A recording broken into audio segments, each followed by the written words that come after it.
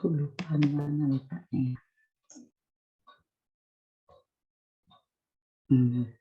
Iya.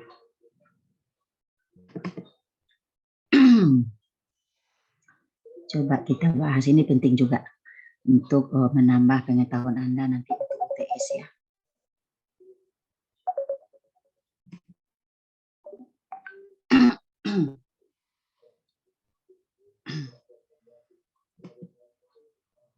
Baik, kita masuk ke nomor 1. Siapa yang ingin menjawab nomor 1? Coba.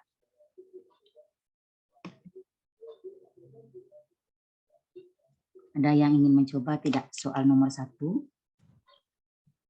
Hari ini, Selasa bulan September, Rektor UNAN Profesor Dr. Yuliandri SH MH memimpin rapat senat terbuka dalam rangka Dies Natalis ke-13 UNAN. Halo? Ada yang ingin mencoba tidak atau Ibu tunjuk? Lebih baik spontanitas saja ya. Silakan. Kita lisankan sajalah atau kita chat melalui chat. Siapa yang ingin mencoba menjawab? Halo? Hari Selasa. Hari ini, Selasa bulan September. Nah, bagaimana perbaikan kalimatnya? Halo? Ones. Coba Ones. Onesi Regina. Iya, Bu. Nah, coba. Untuk sebelumnya mohon maaf Bu, offline karena tidak apa-apa, tinggal di kos. Ya, Bu. Kalau bisa via chat jadi tulis biar kita bersama-sama bisa memperbaiki nanti. Oke, Bu. Bentar, Bu. Agak cepat ya biar waktu kita nggak terlalu banyak terpakai.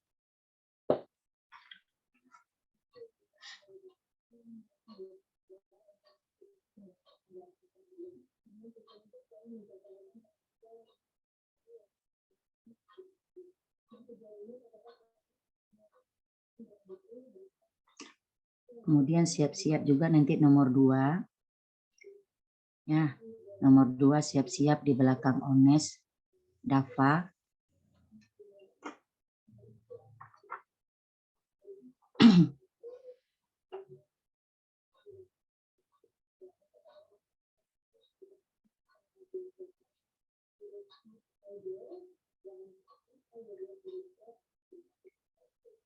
Kemudian nomor 3-nya.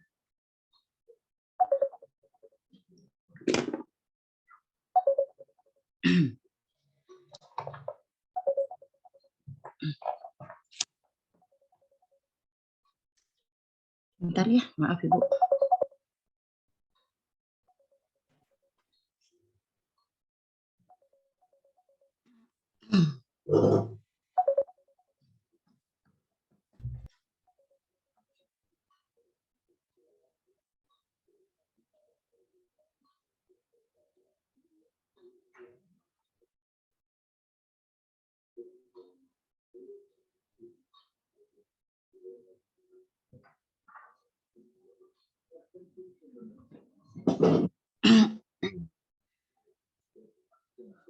Udah bisa nak, cepat nomor 1.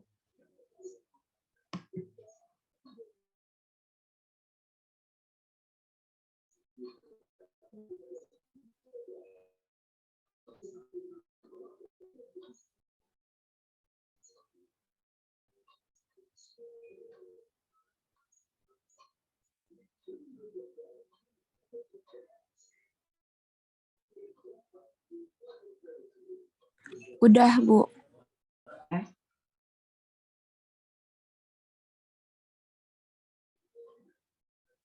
Apa nak nomor 1-nya? Kita cek bersama ya. Hari ini Selasa bulan September, Rektor UNAN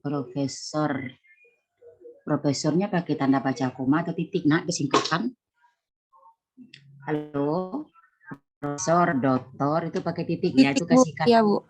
Titik ya, harusnya titik. Profesor, Doktor, titik, Yuliandri, koma, SH, MH itu sudah benar ya, benar. Memimpin rapat senat terbuka dalam rangka Dies Natalis ke-13 UNAN.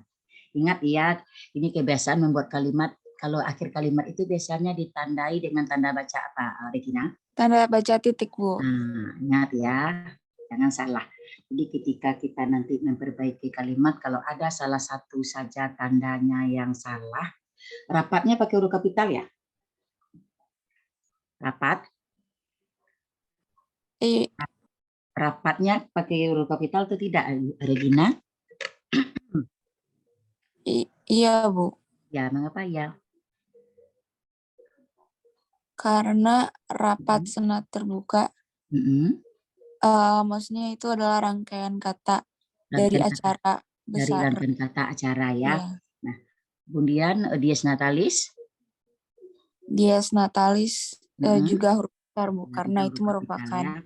Baik, jadi ke-13-nya benar itu ya, ke-13. Jadi ada 3 varian untuk menulis ke-13 itu. Yang pertama, kalau Anda ingin 13 itu dengan angka Arab atau angka Latin seperti sekarang, Anda beri tanda hubung ya. Nah, bolehkah dengan huruf Romawi? Boleh. Tapi kalau Anda menggunakan angka huruf Romawi tidak pakai tanda hubung. Jadi ke-13. Kan ada juga orang menulisnya kan dengan angka Romawi boleh, dengan angka Latin boleh. Tapi perbedaannya kalau dengan angka Latin kita beri tanda hubung, dengan angka Romawi kita beri tanda, kalau angka Romawi tidak pakai tanda hubung, kalau angka huruf Latin pakai tanda hubung. Jangan lupa titiknya ya. Baik, nomor 2 tadi Dava. Biar kita agak cepat. Dava, sudah ditulis Dava? Oh, sebentar, Bu. Ya, siap-siap nanti ya. Safia. Nomor 3.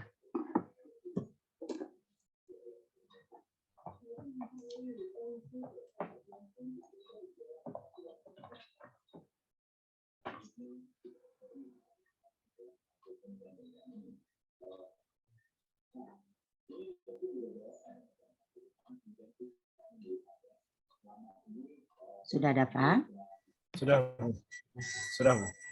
Paman saya dilantik menjadi mayor jenderal pada bulan yang lalu. Ingat ya, Nak ya. Pangkat jabatan apabila tidak diikuti oleh nama diri itu ditulis huruf kecil. Jadi itu kurang salah ya, Dava. Harusnya M-nya kecil, J-nya kecil. Kecuali kalau diikuti oleh nama orang. Misalnya, paman saya dilantik menjadi mayor jenderal Ferdi Sambo misalnya ya.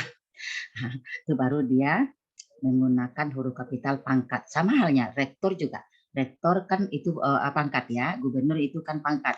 Jabatan, maaf, jabatan. Nah, tapi kalau dia diikuti oleh nama diri, baru gubernurnya, rektornya digunakan huruf kapital, kecuali dia di awal kalimat. Tapi kalau dia di tengah-tengah kalimat, rektor, dekan, presiden, gubernur, kalau berdiri sendiri dia, jabatan itu, dia tidak menggunakan huruf kapital. Tapi kalau diikuti oleh gubernur Sumatera Barat, kan diikuti itu oleh nama geografis ya, atau gubernur Mahyildi Ansarullah, itu baru gubernurnya G-nya huruf kapital ya.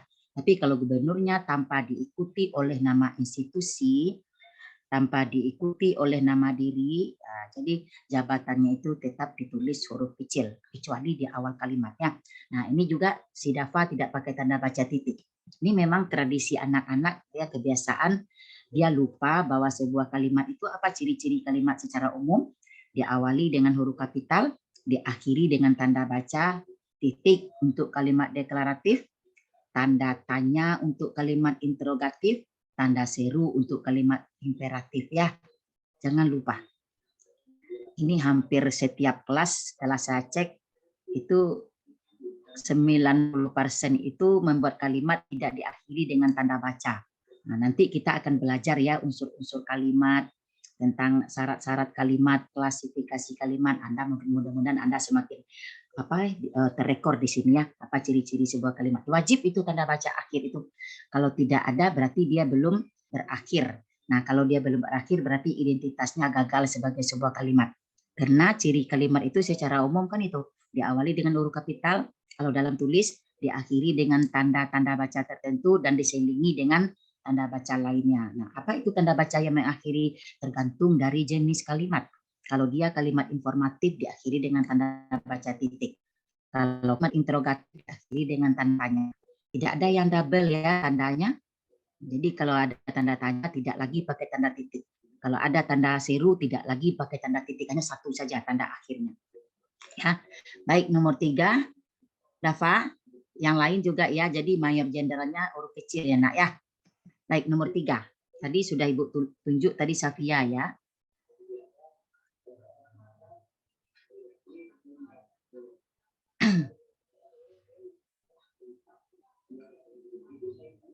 Sudah Safia? Ya, Bu. Setelah Safia nanti Abraham ya. Baik, Bu. Baik, kemarin itu kan harusnya ada apa? Ada tanda apa di sana? Tanda berhenti sejenak ya Safia ya. Kemarin harusnya pakai tanda baca koma ya nak ya. Itu kan tidak bisa kita langsung baca kemarin gubernur. Kemarin kan ada sedikit staccato di situ. Jadi pakai tanda baca koma, kemudian spasi. Gubernur Mahildi itu benar ya, karena gubernur itu diikuti oleh nama diri, makanya G-nya huruf besar. Tapi kalau kemarin gubernur membuka secara resmi pasar murah di aula kantor gubernur, pasar murahnya tidak pakai huruf kapital ya itu ya. Itu tidak menunjuk kemana-mana dia apa Safia. Ansarullah, SH. Itu masih salah ya Safia. Jadi masih ingat nak kalau singkatan terdiri atas 2 huruf, itu tanda baca titiknya setelah huruf pertama dan huruf terakhir. Nah, misalnya dengan alamat ya, itu bagaimana tanda baca titiknya? D titik A titik. Misalnya atas nama A titik N titik ya. Tanda tangan T titik T titik. Tapi kalau Anda buat SH titik itu salah. Begitu juga SE, harusnya S titik H titik ya. Itu untuk singkatan yang terdiri atas 2 huruf. Di kemarin, Gubernur Mahildi Ansarullah, spasi, S titik, H titik, membuka secara resmi pasar murah di aula kantor gubernur ya. Aula kantor gubernurnya itu sudah benar. Tapi pasar murahnya huruf kecil ya, Safia. Itu tanda baca titiknya sudah. Berikutnya, nah, alhamdulillah ya, berarti Anda agak memahami seputar EYD, tidak terlalu banyak kesalahan. Silakan berikut tadi siapa ya Ibu tunjuk tadi? Iya, Bu, saya, Bu. Ya. Nomor 4 ya, negara Indonesia terdiri atas beberapa selat. Oke. Siap-siap Elsa Junita ya. Negara Indonesia terdiri atas beberapa selat. Ya, di antaranya, nah, di sana sebagai preposisi ya nak ya, harus Anda tulis terpisah.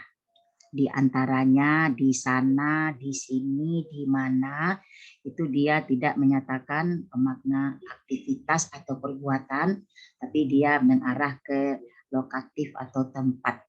Di antaranya, nah, mengapa selat pada konstituen pertama digunakan huruf kecil? Karena dia tidak diikuti oleh nama geografis ya. Nah, ini mengapa huruf kapital? Karena diikuti oleh nama geografis itu Makassar dan Sunda. Jadi negara Indonesia terdiri atas beberapa selat, di antaranya itu terpisah ya Pak. Siapa tadi Bu lupa? Abraham, Bu. Oh ya, ya baik. Nah, tanda baca titiknya sudah. Jadi kesalahannya hanya 1 sedikit, tapi sedikit itu berpengaruh nanti kalau Anda sudah ujian ya. Ingat, tidak ada lagi kesalahan penulis kata di antaranya, di sana, di sini, di mana, di atas, di bawah, karena dia di itu sebagai preposisi.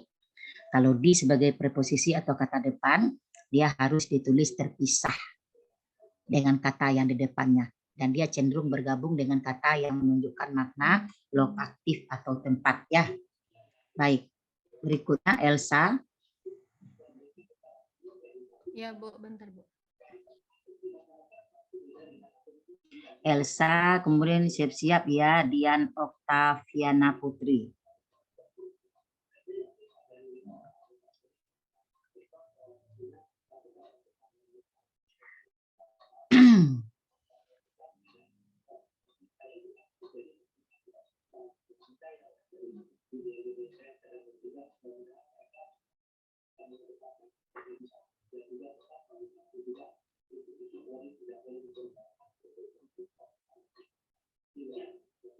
Udah, Dian?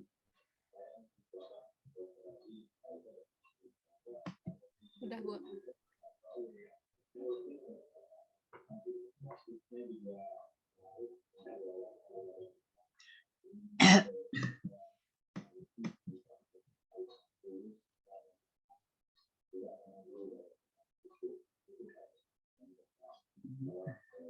Kita cek bersama. Nomor berapa lagi, Nak? Nomor 4 atau nomor 5? Wali Kota Padang mengatakan, ini kita berbicara mengenai petikan langsung ya.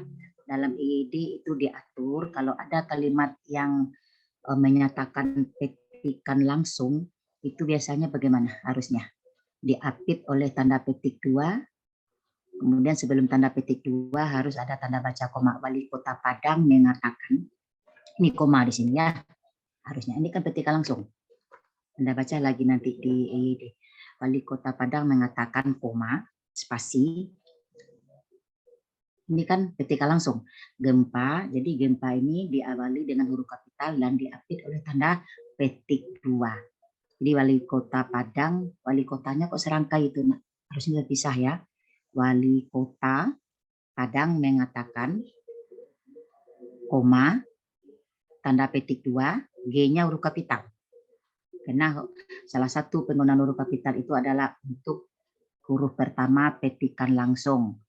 Kemudian pada petikan langsung itu diapit oleh tanda petik 2 dan diakhiri juga oleh tanda petik 2, baru titik. Di Wali Kota Padang mengatakan koma, spasi, tanda petik 2, G-nya huruf kapital, gempa 6,1 yang mengguncang Kota Padang. Ini kotanya huruf kecil, huruf besar. Dia Wali Kota Padang, K-nya huruf kecil apa huruf besar? Sepatutnya. Kalau dipisah, K-nya jadi gede, Bu. Ya dipisah dia, Nak. Wali kota, wali itu kan memiliki makna, bukan bentuk terikat. Dia bentuk bebas itu, wali. Kecuali kalau antar, bio, ya itu baru dia bentuk terikat, dia diserangkaikan. Misalnya Pancasila, Tridharma. Jadi harusnya dipisah. Jadi Wali Kota Padang, K-nya huruf kapital, mengatakan koma, spasi, tanda titik 2 di atas, G-nya huruf kapital. Ingat, Anda baca lagi nanti ya, petikan langsung itu untuk apa digunakan huruf kapital dan bagaimana penulisan kalimat yang ada petikan langsung di situ. Kota Padang beberapa hari yang lalu tidak berpotensi tsunami. Ini juga diakhiri dengan tanda petik 2 nanti ya, baru titik. Untuk nomor 5. Bisa dipahami nomor 5? Halo? Bisa, Bu. Nah, baik, nomor 6 silakan. Erdinil ya. Halo? Ada namanya Erdinil. Itu salah Ibu ya? Ya, ada nama Erdinil enggak, Nak, di biomedis?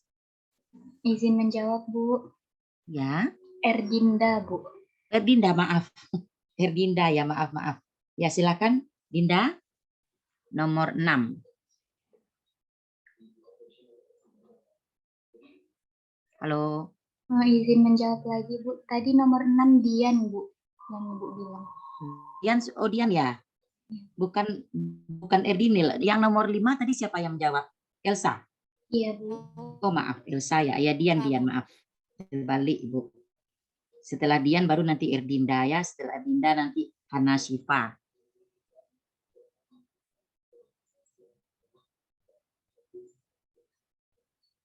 Silakan Dian.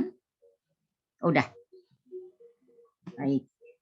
Ada beberapa alat yang diperlukan untuk praktikum, benar ya. Di antaranya air raksa, garam, basa, dan cuka. Baik, bagus. Benar, tidak ada yang salah ya. Ada beberapa alat yang diperlukan untuk praktikum. Ingat, praktikumnya benar baku itu ya, bukan praktek tapi praktikum. Di antaranya terpisah apa serangkai itu, Dian? Terpisah, Bu. Terpisah ya. Air raksa, garam, koma bahasa. Nah, ini udah benar ya. Berarti Anda memang membaca dan memahami dan menyimak. Ingat, kalau setelah rincian terakhir, setelah tanda baca koma, ya harus Anda beri kata hubung dan ya. Kalau rinciannya lebih dari 2. Kalau tidak diberi, Bu, salah. Jadi ingat, bukan untuk kepentingan kuliah, nanti dalam laporan praktikum, dalam karya ilmiah Anda, dalam makalah Anda, tugas-tugas di kelas nanti ya di biomedis, jangan hanya untuk kepentingan bahasa Indonesia Anda gunakan ya. Jadi betul-betul Anda praktikkan apa yang sudah dipahami tentang EYD itu, dipraktikkan untuk seluruh mata kuliah. Kalau selama ini kan mungkin ada yang belum paham bahwa ada rincian lebih dari 2 tidak perlu pakai dan, tapi seharusnya harus pakai dan. Baik Dian. Berikutnya tadi si Erdinda ya. Silakan Dinda. Permisi Bu. Ya. Ini sudah ya. Permisi Bu. Halo, iya. Nah, Bu, yang untuk Dian tadi Bu, ragunya yang terakhir itu basa dan cuka. Harusnya ada koma di antara basa dan sama dan atau nggak ada Bu? Ada kan tadi, coba kita cek lagi apa dia. Ibu lihat ada kan? Kalau tidak ada berarti keliru, harus ada. Jadi misalnya garam koma, basa koma, spasi dan cuka. Dian tadi tidak ada tanda baca koma ya, ada kan? Coba kita cek lagi. Bisa ada, Ibu lihat ada. Nah benar memang pakai tanda baca koma sebelumnya. Kalau memang tidak, harus koma dulu Bu. Bukannya iya. yang terakhir itu kalau dan itu kan penghubung. Tetap pakai Bu. tanda baca koma ya. Tetap baru dan. Kalau tidak pakai koma dia berarti bacaannya nanti basa dan garam. Artinya satu kesatuan basa dan garam, bukan item yang tersendiri dia ya. Nah, baik Bu, terima ini kasih wajib, Bu. misalnya ada 3 orang mahasiswa biomedis yang sedang sakit hari ini, misalnya kan, koma, A, Selin, koma, B, Hana, dan E, Widya. Tetap pakai koma ya. Ingat itu nak, tetap pakai koma. Kecuali kalau rinciannya 2, A dan B baru tidak pakai koma. Tapi kalau rinciannya lebih dari 2, A koma, spasi B koma, spasi C koma, spasi koma, dan D. Baik. Siapa tadi itu yang Yufa apa? Bu. Si Iya Bu. Yufa Bu. Hah? Oh, Iva ya, ya. Ya begitu pakai koma ya, Iva ya. Iya Bu, makasih Bu. Nah, baik, berikutnya warga negara Cina tersebut berKTP lebih dari 1. Bagus, baik. Jadi Cina adalah nama negara, huruf kapital, berKTP. Ini harus konsep ini, mudah-mudahan semua di kelas ini paham ya.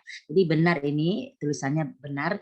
Kalau ada awalan atau imbuhan bergabung dengan bentuk singkatan, ya, itu harus diberi tanda hubung, bukan tanda serif ya. Jadi kita sudah menyamakan persepsi, tidak ada tanda serif dalam bahasa Indonesia, yang ada tanda pisah dan tanda hubung. Di warga negara Cina tersebut berKTP, misalnya berSIM, ya, itu harus menggunakan tanda hubung. Baik, itu tadi si Dinda yang menjawab ya, atau Hanifah? Iya, Bu. Hana. Dinda, Bu. Halo, Iya, Bu. Hana atau si Dinda tadi? Dinda, Bu. Dinda ya. Sekarang Hana Siva lagi ya. Ibu, Nomor Ibu, ya. Halo, ya. Anis mau bertanya, Bu. Tadi yang warga negara Cina itu berarti negara sama Cinanya nggak kapital, Bu? Negaranya tidak. Kan nama negara, nama bahasa, nama hari. Ya. Baik, berarti WNI itu juga warga besar. Kalau WNI kan singkatan, Nak. Singkatan itu harus huruf kapital. WNI, kecuali dia akronim. Kalau akronim dia hanya huruf awalnya saja huruf kapital. Seperti UNAN misalnya kan. Tapi kalau dia singkatan yang dieja satu persatu, dia di huruf kapital WNI itu kan singkatan dari warga negara Indonesia, itu berbeda. Itu singkatan. Tapi kalau negara saja, misalnya negara Amerika, negaranya kecil, bahasa Indonesia, bulan September, jadi yang besar itu nama negara, nama bahasa, nama hari, nama bulan.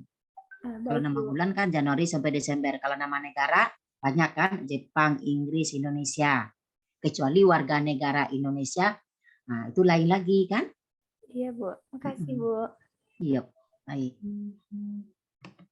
Berikutnya hari ini, ini lagi mungkin belum sempat Ibu jelaskan ya.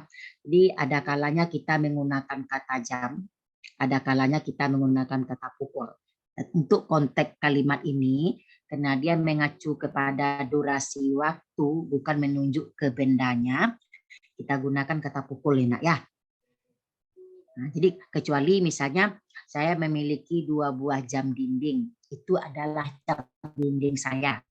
Tapi kalau untuk menunjukkan ke waktu dia, apalagi durasi waktu 9 sampai 10, tapi kalau dia menunjukkan totalnya baru 2. Misalnya kami kuliah bahasa Indonesia 1 jam 40 menit, jangan Anda sebut pula kami kuliah Indonesia 1 pukul, Anda bisa. Jadi ada kalanya kalau untuk konteks kalimat ini yang lebih tepat kita menggunakan kata pukul, bukan kata jam ya. Misalnya berapa jam Anda kuliah bahasa Indonesia itu benar, tapi berapa pukul nggak bisa kan? Berapa pukul Anda kuliah bahasa Indonesia. Jadi hari ini pukul 9.20 sampai dengan, ini ke sampai dengan ini Nak, kalau sampai dengan ini harusnya Anda gunakan tanda pisah bukan tanda hubung. Lebih panjang. Ya.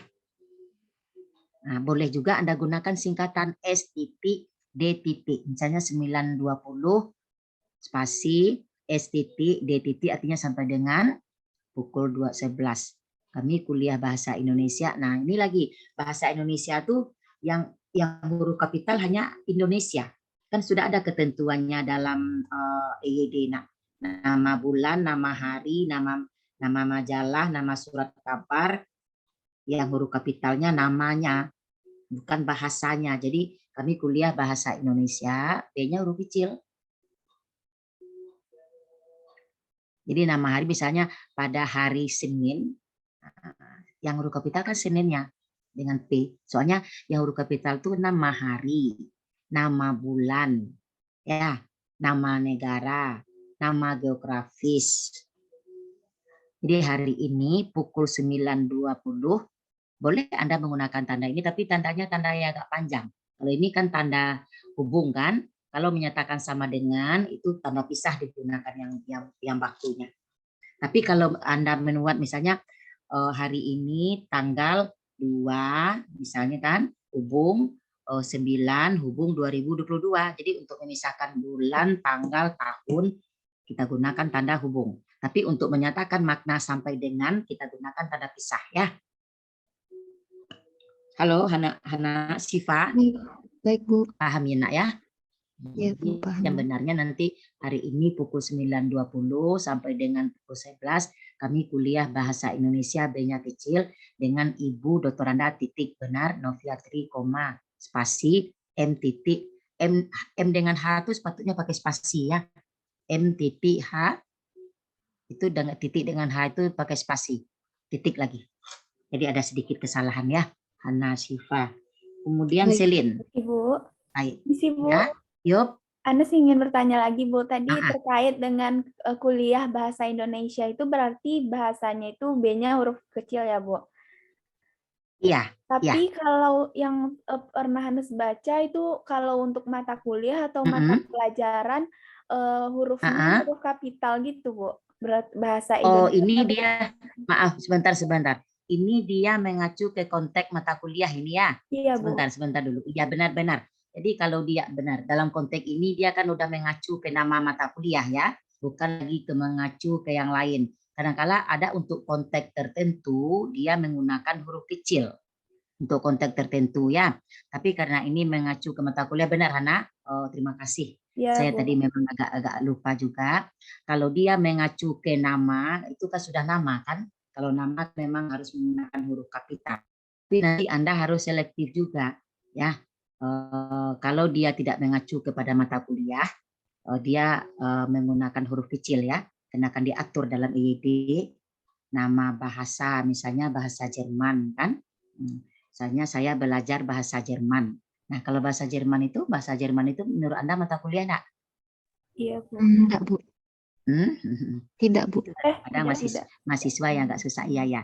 Jadi Anda benar, kalau dia memang mengacu ke mata kuliah, Jadi nama bahasa itu memang huruf kapital. Tapi kalau misalnya saya baca buku tentang bahasa Jerman misalnya kan ada tuh. Nah, itu Iya, Bu. bukan mengacu ke nama mata kuliah dia ya. Baik, Halo, Bu. makasih Baik, Bu. Hana sudah mengingatkan Makasih, Bu. benar karena ini dalam konteks mata kuliah. Benar-benar. Baik. Jadi B-nya huruf kapital ya. Baik, Bu. Makasih ya, Bu. Sama-sama. Berikutnya tadi siapa lagi? Selin ya. Halo. Nah, penderita penyakit tertentu dianjurkan mengonsumsi gula Jawa, benar. Karena gula Jawa bukan mengacu kepada nama geografis, tapi ke nama jenis ya. Baik. Ini memang mahasiswa biomedis. Kalau anak eksak itu berbeda dengan anak IPS ya. Kalau di sosial Ibu susah betul, banyak rata-rata salah semua. Rata-rata salah. Baik, di belakang si Siva tadi siapa? Selin sudah ya. Jasmine nomor berapa lagi nak? Nomor 10 ya. Ya Bu, Halo. nomor 10 Bu. Siap-siap nanti ya. Rahma Yulia Putri.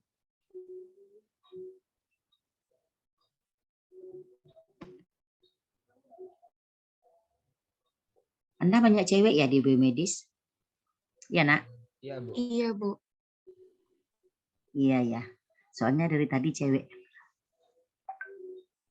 Sudah Selin?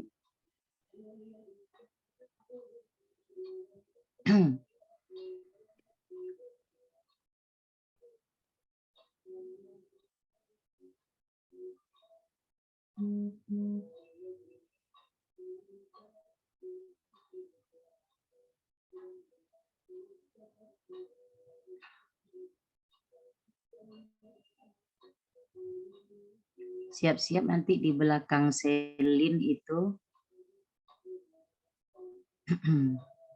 Udah Selin? Bu, tadi Selin udah, Bu, nomor 9. Oh Selin udah ya, maaf. Umi. Halo Umi. Ya, Bu. Silakan Umi nomor 10. Nomor berapa? Tadi nomor 10 Jasmine, Bu. Imron, setelah itu Imron ya. Jasmine. Sudah. Imron. Nah. Kami berlangganan surat kabar. Surat kabar. Ini apa ya? Nama surat kabar. Surat kabarnya tidak huruf kapital. Kami berlangganan surat kabar Kompas. Jadi Kompasnya saja yang huruf kapital. Kemudian juga dicetak miring ya. Apa guna huruf miring? Salah satunya untuk judul, apa saja judulnya, apakah judul buku, judul novel, judul surat kabar, itu huruf kapital. Kemudian yang diberi huruf kapital hanya nama surat kabarnya. S dengan K huruf kecil ya Jasmine, Kompasnya saja. Atau begitu juga misalnya setiap hari, setiap bulan kami berlangganan majalah Kartini. Jadi majalahnya huruf kecil, soalnya nama majalah kan. Ini tidak ada pengecualian ini untuk ini. Kecuali tadi kalau apa nama mata kuliah itu benar ya. Jadi surat kabarnya S-nya kecil pada surat ya Jasmine, K-nya kecil pada kabar, Kompasnya huruf kapital karena dia nama judul kan, dan dicetak miring setiap bulan. Jadi kami berlangganan surat kabar Kompas. Kompasnya mengapa dicetak miring Bu? Karena dia merupakan judul setiap bulan titik, benar. Paham? Jadi nama surat kabarnya anaknya dicetak miring. Nama surat kabar itu kan Kompas, Kartini, Horizon, dan lain-lain. Ananda, tapi S surat kabarnya tidak dihuruf kapitalkan. Karena dia hanya nama surat kabar, nama judul buku, nama judul majalah, nama judul novel. Sudah Jasmine ya? Udah Bu, baik Bu. Terima kasih Bu. Iya, baik. Berikutnya tadi siapa? Izin menjawab, Bu. Imron ya? Imron, Bu. Ya. Ibu, Yo. setelah Ya. Jasmine, Rahma Yulia Putri, Bu. Oh, Rahma tadi ya? Maaf. Bukan Imron dulu? Bukan, Bu. Ya, baik. Silakan.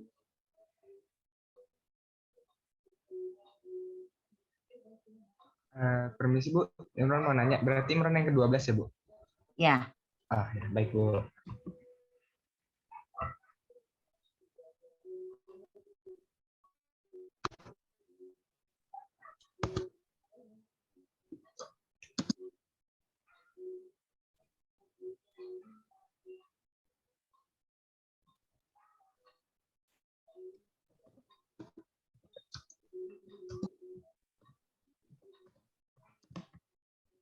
Kami berlangganan, baik. Tahun depan keluarga kami akan menunaikan ibadah haji.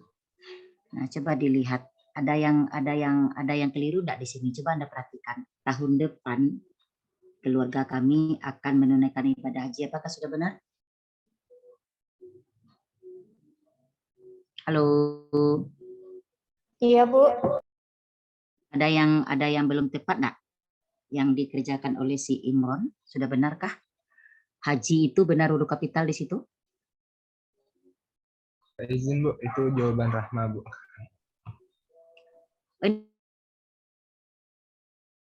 Ini 12 Rahma Yulia Putri. Iya, Bu. Ada yang kurang tepat enggak di situ Rahma? Apa yang kurang di situ Rahma? Antara tahun depan dengan keluarga kami perlu enggak menggunakan tanda baca di situ?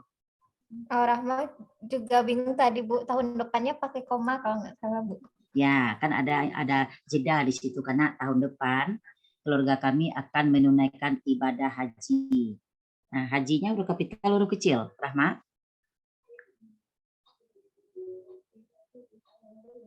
Kecil Bu. Nah, huruf kecil karena dia bukan mengacu, tidak diikuti oleh nama diri di situ ya. Kecuali orang tua saya bernama Haji Amran. Jadi hajinya memang itu adalah gelar sapaan keagamaan ya. Tapi kalau tidak diikuti tentang keluarga kami naik haji. Nah, jadi hajinya huruf kecil. Hanya ya. Baik, hanya itu yang kesalahannya. Silakan di berikutnya Imran ya, Imran. Ya, baik Bu. Mahasiswa itu rajin. Benar, oleh karena itu, benar, dia mendapatkan beasiswa luar negeri. Tanda baca titiknya mana Imran? Yang lainnya udah benar Imran? Ya Bu, oh ya maaf Bu. Tertinggal Bu. Iya hati-hati, nah kadang-kadang itulah kena habit ya, karena tidak biasa, jadi harus, ini Anda sudah benar ini memperbaikinya ya. Mahasiswa itu rajin, itu sudah kalimat ya, diakhiri dengan tanda titik. Karena sudah ada subjek, ada predikat. Kemudian ada kalimat lainnya kan oleh karena itu kan kata hubung antar kalimat ya nak ya, diberi tanda baca koma. Dia mendapat beasiswa yang tadi saya tuliskan terpisah ini. Bea itu kan bentuk terikat. Dia bergabung dengan bentuk dasar harus serangkai dia ya. Beasiswa luar negeri titik. Benar. Sedikit saja salahnya tadi Imran ya. Jadi nilainya 1 poin itu tidak jadi dapat 10, Imran 9,5 jadinya ya. Bu, terima kasih, Tapi Bu. alhamdulillah Anda sudah paham Bu ya. Sudah hampir nyaris benar di biomedis. Berikutnya setelah Imran tadi Kesha ya. Kesha. Silakan Kesha. Ingat ya nak ya, bea itu bentuk terikat kan Ibu sengaja memisahkan. Ibu ingin mengetahui sejauh mana pengetahuan Anda tentang penulisan kata gabungan. Jadi ketika bentuk bebas dengan bentuk terikat itu harus serangkai ya. Itu juga antar siswa, antar mahasiswa, Pancasila, Dwi Tunggal, misalnya Eka Sakti. Nah itu dia terpisah. Mahasiswa itu rajin. Kesha, setelah Kesha nanti si Yufa Pramudia Ananda.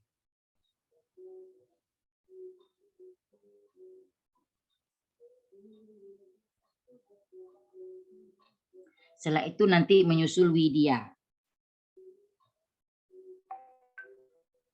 Dana? Iya, Ibu sedikit lagi. Oke.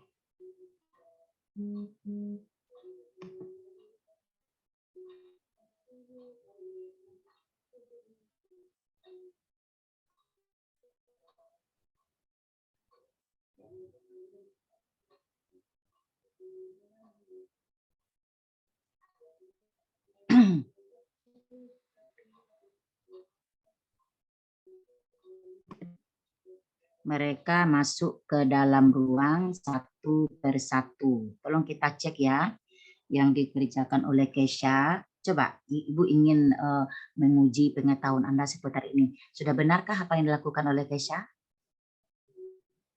Masih ada yang salah, yang belum tepat? Dalamnya, Bu. Yang ke dalam ya, Bu. Pertama kata ke dalam ya, ini adalah preposisi dipisah. Satu lagi ini partikel loh nak. Per ini adalah partikel, bukan awalan, bukan apa. Nah, kalau partikel per, ketika dia bergabung dengan kata dasar, apapun dia itu terpisah, itu kaidah. Kenapa? Karena dia nanti memiliki makna. Itu ada maknanya, dia bisa berarti maknanya demi, bisa bermakna mulai, bisa bermakna tiap. Jadi per satu, ingat ya, untuk khusus partikel per, itu ditulis terpisah dengan kata yang dia bergabung. Karena apa? Itu ketentuannya karena dia memiliki beberapa makna. Nanti mereka masuk ke dalam, kayaknya terpisah, ke ruang rapat satu persatu. Jadi satu persatu itu artinya satu demi satu ya. Di per itu ada ketentuannya, kita tulis terpisah dengan kata tempat dia bergabung. Itu yang istimewanya partikel per ya. Kalaupun ada kalanya serangkai, ada kalanya terpisah. Kalaupun terpisah kapan? Kalau dia bisa disususi dengan kata jua atau juga kan, siapapun boleh ikut. Siapa saja atau siapa juga boleh ikut. Nah, kalau dia bisa bermakna itu punnya ditulis terpisah. Tapi walaupun meskipun tidak bisa ya, harus serangkai. Nah, kalau untuk partikel per, karena dia memiliki makna lebih dari satu ini, misalnya orang tua saya gajian per tanggal 1. Artinya apa? Tiap tanggal 1 kan? Pengangkatan SK saya per 1 Januari. Apa arti per sana mulai 1 Januari? Nah, justru dia memiliki makna lebih dari satu itu, maka per itu dia penulisannya terpisah dengan kata tempat dia bergabung. Jadi satu per satu di sana apa artinya? Satu demi satu ya. Tanggal 1 dia angkat SK-nya, artinya mulai tanggal 1 SK-nya dia ditetapkan. Jadi per itu ada 3 maknanya partikel pun itu. Makanya diatur dia dalam EYD penulisannya terpisah. Sebenarnya dia akan bentuk terikat ya. Nah, ada excuse-nya, ada kecualinya. Baik, siapa lagi di belakangnya si apa tadi? Kesha, Yufa ya. Silakan. Oh, udah siap. Sertifikat tanah itu apakah atas nama saudara? Benar. Jadi AN ya, singkatan dari atas 2 huruf, A titik N titik benar. Saudara ini karena sapaan dia digunakan huruf kapital. Nah, kapan dia digunakan huruf kecil? Karena kadang-kala saudara ini bisa dia sebagai sebutan, bisa dia sebagai sapaan. Kalau sebagai sapaan dia ditulis huruf kapital. Tapi kalau sebagai sebutan, berapa orang saudara Anda? Nah, itu kan tidak menyapa dia kan? Kita akan membicarakan dengan pihak ketiga, bukan langsung berhadapan. Siapa nama saudara? Jadi kita dengan dia bertatap langsung, itu baru dia sapaan namanya. Tapi kalau dia membicarakan dengan pihak kedua, itu namanya menyebut. Berapa orang saudara Anda? Itu S-nya bukan sapaan, tapi sebutan ya nak ya. Jadi dalam istilah menyapa itu, ada menyapa, ada menyebut. Nah, yang menyapa itu bagaimana Bu? Kalau kita berkomunikasi langsung dengan pihak kedua itu baru dia menyapa. Tapi kalau siapa nama ibu Anda, kan Anda bukan langsung bertanya ke ibu, tapi ke orang kedua. Anda tanyakan orang ketiga. Itu namanya bukan menyapa, tapi menyebut. Ditulis huruf kecil. Paham ya nak? Nah, jadi siapa nama ibu, itu ibunya huruf kapital. I-nya, karena kita bersapa langsung. Tapi siapa nama ibumu, dia bukan langsung berkomunikasi dengan ibu, tapi melalui orang kedua. Berarti namanya itu menyebut. Ditulis huruf kecil, huruf awalnya ya. Halo, ini sudah benar ya. Yufa Pramudia Ananda. Kus.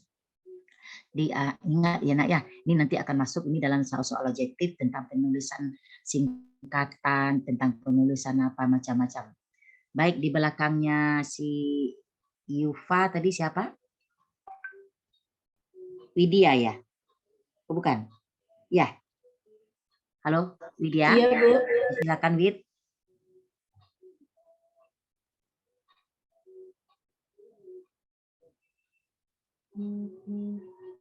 Sudah, Bu. Ya.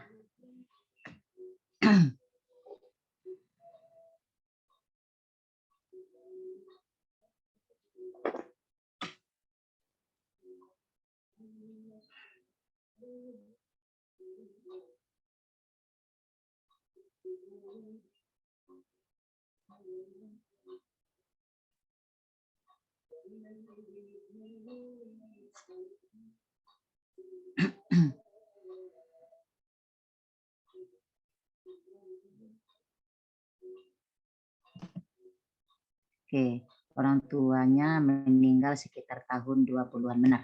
Benar ya, alhamdulillah untuk kelas biomedis ini tidak banyak kesalahan. Jadi ingat ya nak, apabila ada angka bergabung dengan akhiran, kalau Anda menemukan itu diberi tanda hubung. Jadi tahun 20-an, sekitar tahun 30-an misalnya kan. Jadi antara angka bilangan dengan diikuti oleh afik dia terutama akhiran itu diberi tanda hubung, sudah benar. Orang tuanya meninggal sekitar tahun 20-an ya. Atau buku ini terbitnya sekitar tahun 10-an misalnya. Yang ada seperti itulah model-modelnya, itu diberi tanda hubung. Baik, terima kasih. Berarti nilai rata-rata Anda sudah di atas 70 ya. Baik, kita langsung saja presentasi hari ini. Kelompok berapa? Kelompok 3 ya. Masih ada. Kelompok 4, Bu. Lumayan juga ya waktu kita terpakai ya nak, kelompok 4. Baik, itu mengenai diksi ya. Halo kelompok 4. Iya, Bu. Ya baik, kita percepat ya, kita manfaatkan waktu kita sebaik mungkin supaya kita bisa menuntaskan diksi pada pagi hari ini. Soalnya nggak terasa ya sudah 5 kali pertemuan kita, tinggal 2 kali lagi kita sudah UTS. Daftar hadirnya tolong nyambi di enroll ya nak ya. Daftar hadir sudah Ibu enroll tadi, mudah-mudahan bisa Anda enroll.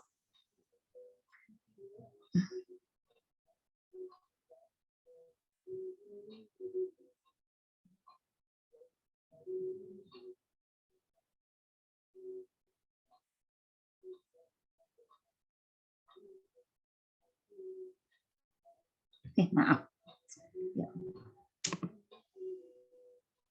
Silakan kelompok 4 share screen.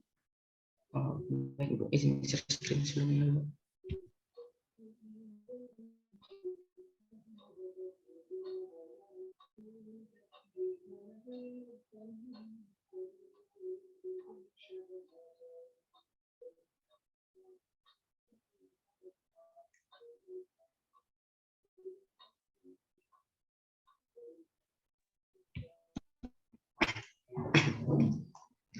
Baik. Assalamualaikum warahmatullahi wabarakatuh. Assalamualaikum warahmatullahi wabarakatuh. Asyhadu an la ilaha illallah wa asyhadu anna Muhammadan abduhu wa rasuluh la nabiyya ba'da. Amma ba'd. Puji syukur kita ucapkan atas kehadirat Allah SWT yang dimana berkat rahmat dan karunia-Nya kita dapat melaksanakan perkuliahan pada hari ini.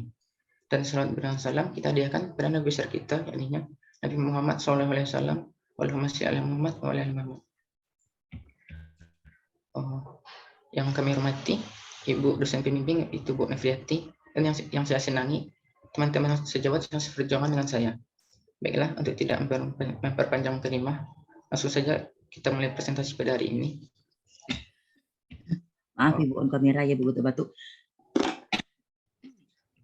Kami dari kelompok 4 yang beranggotakan saya sendiri Nabil Fikia, Jasmine Aila Fitri Daulay, dan Safian Rahmi Putri dan diksi. Itu materi selanjutnya akan dijelaskan oleh Safia. Pada Safia, silakan.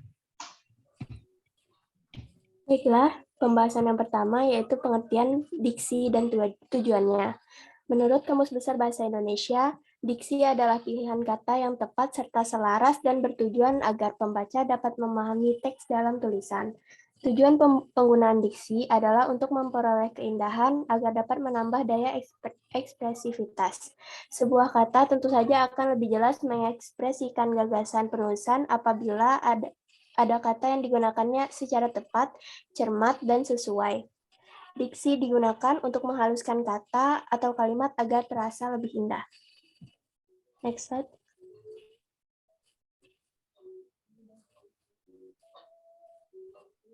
Selanjutnya ada fungsi diksi. Yang pertama, untuk melambangkan ide yang diungkapkan secara verbal. Yang kedua, membentuk wujud ungkapan gagasan yang tepat sehingga menyenangkan penyimak atau pembaca. Yang ketiga, mewujudkan komunikasi yang berterima. Yang keempat, menciptakan atmosfer yang kondusif. Yang kelima, menghindari dan mencegah perbedaan persepsi atau interpretasi. Yang keenam, mencegah salah paham. Terakhir, mengefektifkan pencapaian target komunikasi. Selanjutnya,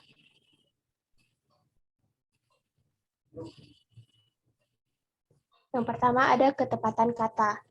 Penggunaan ketepatan pilihan kata ini dipengaruhi oleh kemampuan pengguna bahasa yang terkait dengan kemampuan mengetahui, memahami, menguasai, dan menggunakan sejumlah kosakata secara aktif yang dapat mengungkapkan gagasan secara tepat sehingga mampu mengomunikasikannya secara efektif kepada pembaca atau pendengar.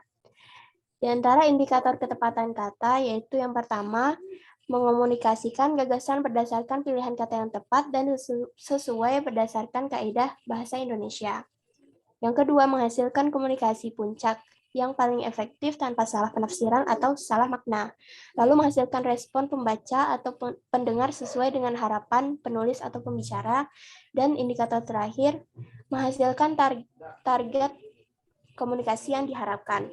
Lalu di antara syarat-syarat ketepatan pilihan kata adalah yang pertama, membedakan makna denotasi dan konotasi dengan cermat, lalu membedakan secara cermat makna kata yang hampir bersinonim, membedakan makna kata secara cermat kata yang mirip ejaannya, tidak menafsirkan makna kata secara subjektif berdasarkan pendapat sendiri, jika pemahaman belum dapat dipastikan.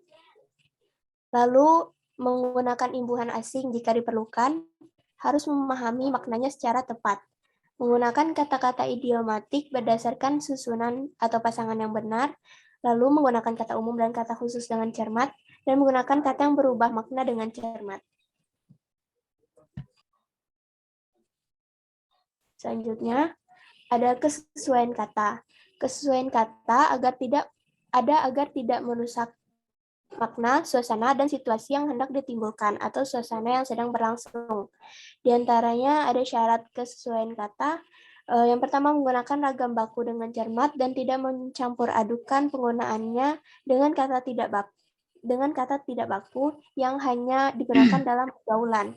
Lalu, syarat selanjutnya menggunakan kata yang berhubungan dengan nilai sosial dengan cermat, menggunakan kata berpasangan atau idiomatik dan berlawanan makna dengan cermat, lalu menggunakan kata dengan nuansa tertentu, menggunakan kata ilmiah untuk penulisan karangan ilmiah dan komunikasi non-ilmiah, dan menghindari penggunaan ragam lisan pergaulan dalam bahasa tulis.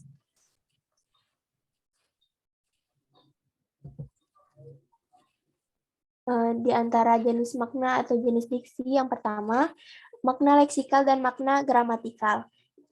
Yaitu makna leksikal adalah makna yang sesuai dengan referennya, makna yang sesuai dengan hasil observasi alat indera, atau makna yang sungguh nyata dalam kehidupan.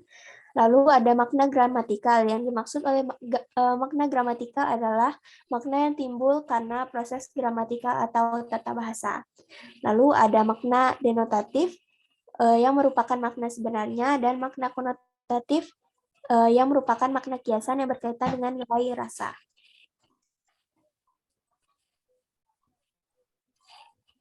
Yang pertama tadi ada makna leksikal. Diksi berdasarkan makna leksikal dibedakan menjadi 8 macam, yaitu yang pertama, sinonim. Adalah dua kata atau lebih yang memiliki persamaan makna antara satu kata dengan yang lainnya. Penggunaan diksi sinonim bertujuan untuk membuat apa yang dituliskan menjadi lebih cocok sesuai dengan ekspresi yang ingin diungkapkan oleh penulis. Contohnya ketika penulis ingin menggambarkan kematian dengan kata mampus. Namun kata mampus ini merupakan diksi yang mengekspresikan secara kasar, sehingga mampus dapat diganti dengan kata lain seperti wafat, meninggal, tiada, atau yang lainnya, sehingga memiliki ekspresi yang lebih halus untuk menggambarkan kematian tersebut. Yang kedua ada antonim yang merupakan kebalikan dari sinonim, yaitu pemilihan kata atau diksi yang memiliki makna yang berlawanan. Contohnya seperti tinggi, rendah, kecil, besar, naik, turun, dan lain sebagainya. Lalu yang ketiga ada homonim, merupakan pemilihan kata atau diksi yang memiliki ejaan atau pelafalan yang sama dengan suatu kata, akan tetapi artinya berbeda. Contohnya adalah seperti kata bulan, yaitu bulan merupakan satelit bumi dan juga bisa digunakan untuk penunjuk waktu seperti bulan Januari dan sebagainya. Next slide. Yang keempat, homofon, yaitu merupakan pemilihan kata atau diksi yang memiliki makna dan ejaan yang berbeda namun pelafalannya sama. Contohnya antara bank dan bank dengan huruf K. Keduanya ini memiliki perbedaan makna, namun pelafalannya tetap mirip. Yang kelima ada homograf, yaitu pemilihan kata atau diksi yang memiliki pelafalan dan arti berbeda, namun memiliki ejaan yang sama. Contohnya seperti tahu. Tahu ini bisa diartikan sebagai makanan, yaitu seperti dalam kalimat dia suka dengan tahu goreng dan dia tahu tentang berita itu. Dua kalimat tersebut memiliki kata yang sama, tahu, pengucapannya juga sama, lalu namun maknanya berbeda. Lalu yang terakhir, lalu yang keenam ada polisemi, yang merupakan diksi atau frasa yang memiliki lebih dari satu arti. Contohnya seperti bunga. Dalam kalimat, seseorang yang menabung di bank akan mendapatkan bunga. Berbeda maknanya dengan kalimat, Dinda adalah bunga desa yang diincar oleh banyak pria. Sekian dari saya, dilanjutkan dengan oleh Ayla. Pada Ayla disilakan. Baiklah, terima kasih Ica. Kemudian selanjutnya ada hipernim. Hipernim ini adalah diksi yang mewakili banyak kata lainnya atau mencakup makna dari kata lain. Contoh hipernim ini yaitu contoh pemilihan kata atau diksi berdasarkan leksikal hipernim ialah sempurna yang memiliki makna bagus, luar biasa, baik, dan lainnya. Kemudian hiponim. Hiponim ini adalah diksi yang dapat terwakilkan oleh kata hipernim. Contohnya pemilihan kata yang berdasarkan hiponim adalah pada kalimat berikut, yaitu binatang liar di kebun binatang meliputi buaya, singa, rusa, gajah, kuda, dan lainnya. Dalam kalimat tersebut, kata binatang liar ini termasuk kata hipernim, sedangkan kata gajah, buaya, singa, dan lainnya merupakan kata hiponim. Kemudian yang kedua ada makna gramatikal. Jadi berdasarkan struktur kebahasaan dan hubungan antar kalimat, makna gramatikal ini dikelompokkan sebagai berikut. Yang pertama itu ada parafrasa. Parafrasa ini disebut juga makna yang sepadan. Jenis makna ini mengungkapkan tataran makna gramatikal tanpa menghilangkan makna leksikal. Contohnya itu, saya adalah anak tunggal. Kata tersebut itu setara dengan makna saya tidak memiliki saudara kandung. Kemudian ada entailment. Entailment ini adalah makna yang terjadi akibat proses pembentukan dan hubungan dengan makna lainnya. Contohnya, Roni sekarang tidak bekerja. Kalimat tersebut berkaitan dengan makna lain, yaitu Roni pengangguran. Kemudian praanggapan. Praanggapan ini disebut juga presupposition. Makna kata yang ditimbulkan dari asumsi atau anggapan. Contohnya, orang yang berkacamata pasti pintar. Terus contoh yang kedua, semua orang kaya pasti rupawan. Kemudian yang keempat ada kontradiksi. Kontradiksi ini merupakan makna kata yang menimbulkan pertentangan atau makna kata yang satu bertolak belakang dengan makna kata yang lainnya. Contohnya, orang miskin yang punya banyak mobil. Terus contoh yang kedua yaitu kesedihan itu membuatnya bahagia. Kemudian yang kelima ada tautologi. Tautologi ini merupakan makna yang membuat pernyataan sebenarnya sesuai keadaan sebenarnya tanpa diubah. Contohnya ini, ibu saya seorang wanita, kemudian bola jatuh ke bawah. Kemudian next. Kemudian yang keenam ada inkonsistensi. Inkonsistensi ini merupakan makna kata yang tidak selaras antara analogi dan objek yang dianalogikan.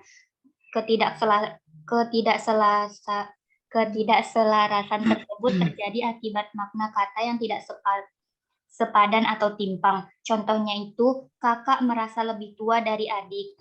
Kalimat tersebut menjadi timpang karena kakak memang diartikan sebagai saudara yang lebih tua dari adik. Kemudian anomalia. Anomalia ini merupakan makna yang menimbulkan penyimpangan atau kelainan karena tidak dapat diterima secara umum. Dari sudut pandang gramatikal, relasi makna anomali ini dipandang tidak logis. Contohnya, ayahku melahirkan. Kalimat di atas masuk dalam makna anomali karena ayah merupakan sosok yang berjenis kelamin laki-laki. Umumnya laki-laki itu tidak memiliki rahim sehingga tidak dapat melahirkan. Kemudian ada ambigu. Ambigu ini merupakan makna yang kabur atau mengandung interpretasi multitafsir. Makna yang ditangkap seseorang dapat berbeda satu dengan yang lainnya. Makna ambigu juga disebut dengan makna ganda. Contohnya ini, saya makan dengan ikan. Kalimat di atas dapat bermakna saya makan menggunakan lauk ikan, tetapi dapat juga diartikan sebagai saya makan bersama dengan ikan. Next. Kemudian ada makna denotatif dan makna konotatif. Makna denotatif ini, diksi dengan makna denotatif memiliki beberapa ciri, diantaranya adalah memiliki makna yang lugas karena bersifat literal dan biasanya hasil dari observasi dari panca indera manusia seperti penciuman, pendengaran, penglihatan, perasaan, dan bahkan pengalaman fisik seseorang.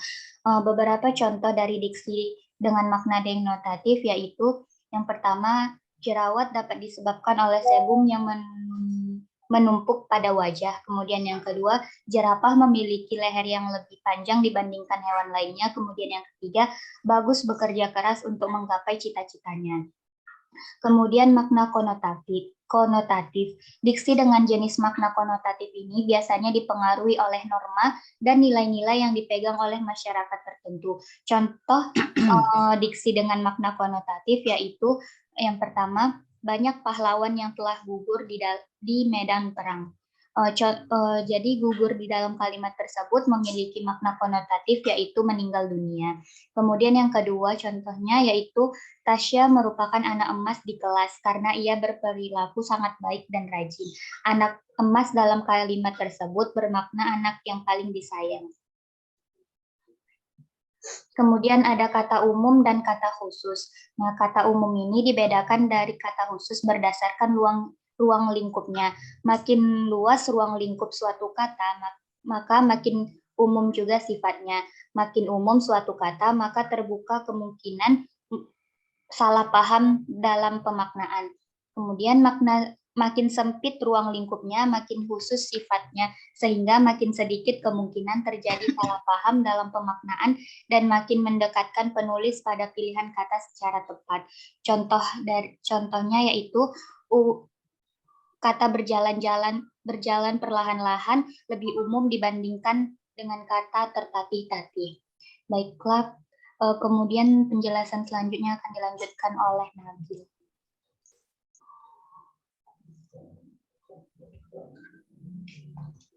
Selanjutnya, idiomatik. Idiomatik adalah penggunaan kedua kata yang berpasangan. Misalnya, sesuai dengan, disebabkan oleh, atau berharap akan. Pasangan idiomatik kedua kata seperti itu tidak dapat digantikan dengan pasangan lain. Contohnya, karyawan itu bekerja sesuai dengan aturan perusahaan. Kata berharap akan dalam kalimat satu tidak dapat diganti oleh mengharap akan atau berharap dengan. Pasangan kedua kata sesuai dengan tidak boleh diganti pasangan lain. Misalnya sesuai pada, disebabkan karena, mengharapkan akan. Kata disebabkan oleh kalimat tiga tidak dapat diganti disebabkan karena atau disebabkan dengan. Selanjutnya itu kata abstrak dan kata konkret. Kata abstrak mempunyai referensi berupa konsep, sedangkan kata konkret mempunyai referensi objek yang dapat diamati. Pemakaian dalam penulisan bergantung pada jenis dan tujuan penulisan. Karangan berupa deskripsi fakta menggunakan kata-kata konkret seperti hama tanaman, penyakit radang paru-paru, virus HIV.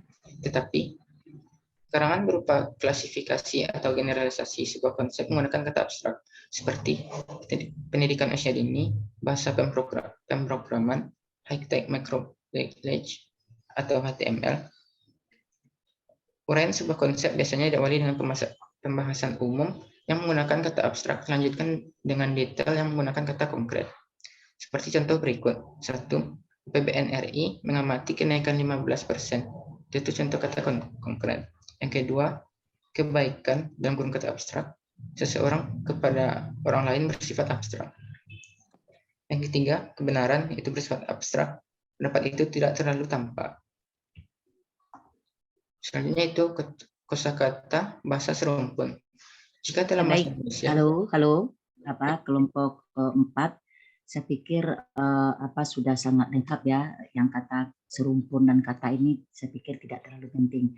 Tadi apa yang Anda sampaikan sudah sangat lengkap, mulai dari apa itu diksi, kemudian diksi itu pada prinsipnya meliputi 2 hal pokok ya, itu apa itu ketepatan pemilihan kata, kemudian kesesuaian pemilihan kata. Nah, ketepatan pemilihan kata itu bagaimana syarat-syaratnya tadi sudah Anda jelaskan dengan baik.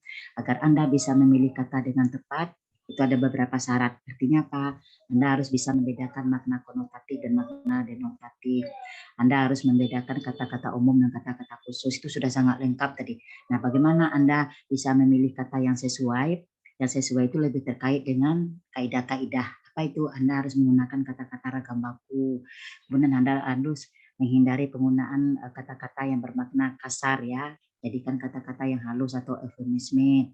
Kemudian Anda menghindari ragam-ragam lisan dalam ragam bahasa tulis. Itu beberapa di antara kesesuaian. Nah, kemudian tadi juga sudah ada relasi makna, ada sinonim, ada homonim, ada homofon ya, ada hipernim, ada hiponim, ada homograf. Kemudian menyangkut makna tadi ada makna yang konkret, ada mana yang abstrak ya. Mana yang konkret itu makna kata yang wujud bendanya bisa dipegang, bisa dilihat. Sementara makna yang konkret itu apa? Misalnya keadilan, kemanusiaan ya. Itu kan sifatnya kok apa? Masih abstrak. Karena dia bisa kita dengar tapi tidak bisa kita raba, tidak bisa kita lihat dan tidak bisa kita rasakan sebenarnya, tapi bisa kita pahami. Seperti keadilan, kemanusiaan itu kan sangat-sangat abstrak ya. Yang konkret itu mana Bu? Misalnya meja, buku, makan, nasi, itu kan konkret. Itu sudah sangat lengkap Anda berikan. Nah, kemudian tadi ada juga Anda harus hati-hati menggunakan kata-kata idiomatik kan, terdiri atas misalnya berdasarkan dari. Nah, itu termasuk kata-kata idiomatik. Nah, kemudian Anda harus hati-hati juga menggunakan kata hubung korelatif. Apa itu kata hubung korelatif? Itu cenderung juga digunakan dalam pertuturan dalam ragam tulis. Ada 4 itu kata-kata hubung korelatif itu. Misalnya antara berpasangan dengan dan. Jadi paketnya memang seperti itu. Tidak, kalau kita ganti dia salah. Misalnya hari ini saya duduk antara Elsa dan Widya misalnya ya. Tapi kalau dikatakan hari ini saya duduk antara Elsa dengan Widya itu salah. Karena pasangan korelatifnya antara itu adalah dan. Nah, apalagi Bu, tidak hanya pasangannya tetapi. Jangan Anda pasang tidak hanya dia, melainkan juga kan sering terjadi itu tidak tepat ya. Karena pasangan kata hubung korelatif tidak hanya itu adalah tetapi. Kemudian bukan hanya Ibu Noviatri yang mengajar bahasa Indonesia, melainkan juga ibu-ibu yang lain. Jadi bukan hanya itu pasangannya, melainkan ya. Jadi antara tadi dan, tidak hanya tetapi, bukan hanya melainkan. Kemudian ada satu lagi kok Ibu lupa ya. Tapi intinya itu sudah Anda berikan dengan baik. Mungkin akan kita kembangkan lagi dalam diskusi. Kita maafkan waktu kita ada lebih kurang 20 menit ya. Lebih-lebih sedikit tidak ada masalah, kita buka untuk sesi diskusi. Supaya lebih jelas, mungkin ada yang masih kurang jelas, apa itu homograf, apa itu homofon, apa itu hipernim, apa itu hiponim ya, yang semuanya tadi sudah Anda sajikan dengan lengkap dalam PPT kelompok 4 ya. Saya apresiasi apa yang Anda berikan hari ini sudah sangat lengkap. Artinya, kalaupun Ibu tidak menjelaskan, Anda baca saja PPT dari kelompok 4 ini itu sudah representatif untuk mewakili diksi secara keseluruhan. Jadi yang penting itu dalam diksi itu adalah apa? Jadi diksi itu sesungguhnya apa ya? Bahasa sederhana saya, diksi atau pilihan kata adalah upaya memilih kata dengan tepat sesuai dengan konteks dan situasi penggunaannya. Jadi asal Anda sudah menggunakan kata-kata sesuai dengan konteksnya, itu sudah menggunakan diksi yang tepat. Contoh ya, tadi Anda sudah menyajikan juga ada kata-kata yang memiliki makna yang mirip, tapi tidak bisa dia digunakan untuk seluruh konteks kalimat atau situasi. Ada kata gugur, ada kata mati, ada kata meninggal, ada kata wafat ya, ada kata mangkat. Nah itu semuanya kan yang benda hidup yang nyawanya sudah dicabut oleh malaikat. Kan sama kan, gugur, mati, meninggal, wafat. Tapi bisakah diksi gugur kita gunakan untuk seluruh konteks kalimat? Tidak kan? Kata gugur itu biasanya hanya digunakan untuk para pahlawan yang sudah meninggal di medan perang. Tidak bisa kita katakan orang tua saya kedua-duanya sudah gugur setahun yang lalu. Kecuali kalau orang tua Anda itu adalah dia berprofesi sebagai pejuang, dia ikut perang, kemudian dia gugur di medan perang, itu boleh. Tapi kalau dia rakyat biasa, tidak bisa kita gunakan kata gugur. Begitu juga sebaliknya, tidak bisa kita kita menggunakan kata mati, kan gitu. Begitu juga dengan kata zona, ada kata area, ada kata kawasan. Seluruh itu kan menyatakan lokatif. Tapi bisakah dia kita gunakan untuk seluruh konteks kalimat? Tidak. Jadi dia bisa kita gunakan dalam konteks dan situasi kalimat tertentu. Nah, tadi sudah Anda jelaskan juga dengan baik ya. Nah, kalau kata mangkat itu lebih cenderung digunakan tentu biasanya pada kalangan raja-raja, kan? Itu mangkat. Kalau orang biasa biasanya apa? Meninggal. Padahal kan sama ya, kan sudah dicabut nyawanya oleh malaikat, kan apa salahnya Bu kita gunakan saja kata meninggal semuanya? Tidak. Kenapa? Karena diksinya tidak tepat. Makanya diksi itu apa dia? Upaya memilih kata dengan tepat sesuai dengan konteks dan situasi penggunaan. Apalagi Anda di jurusan biomedis kan banyak kosakata tentang kesehatan itu kan. Tapi apakah setiap satu kata Anda ambil, bisakah Anda gunakan untuk seluruh ranah? Nah, bisa.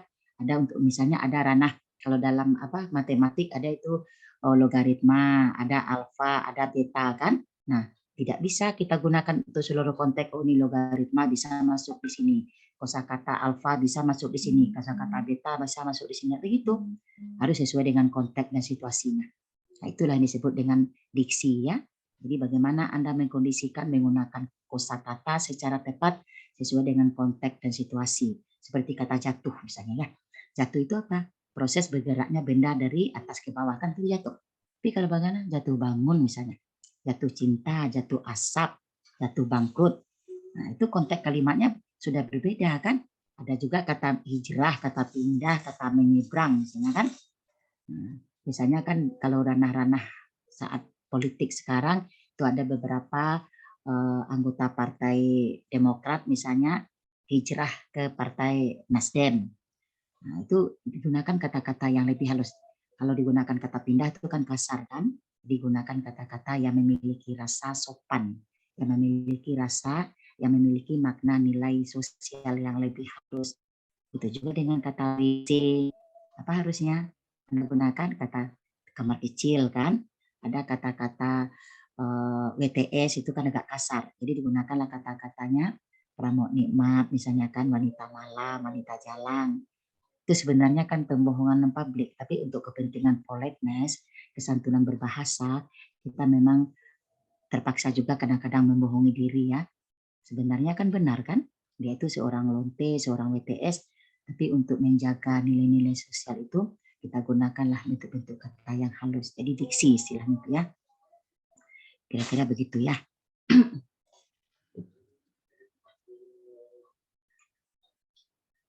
Tarik. Ya,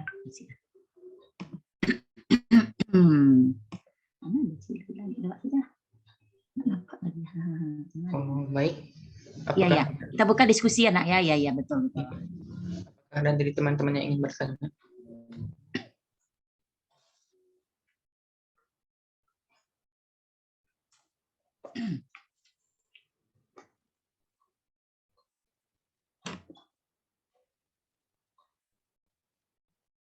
Ini ada apa ini gerangan ini ya?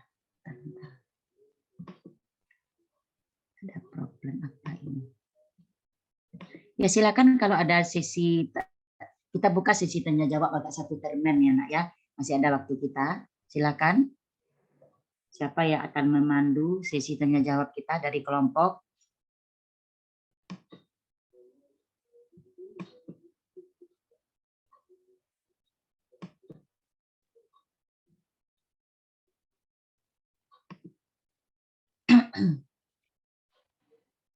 Aduh, Ibu kelihatannya ada gangguan ini sebentar.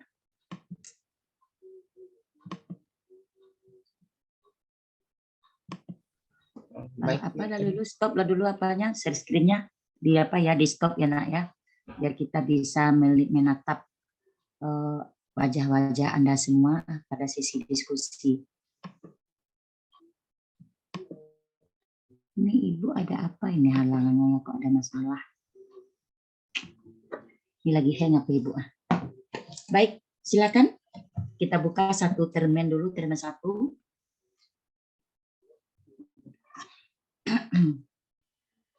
Halo, Anda bisa menyimak suara Ibu? Nah, bisa Bu. Nah, ini HP Ibu ada sebelah tertutup. Ini ada apa? Kita buka lah nak sesi diskusi. Masih ada waktu kita. Atau Ibu share screen. Bagaimana baiknya? Diskusi lah dulu ya.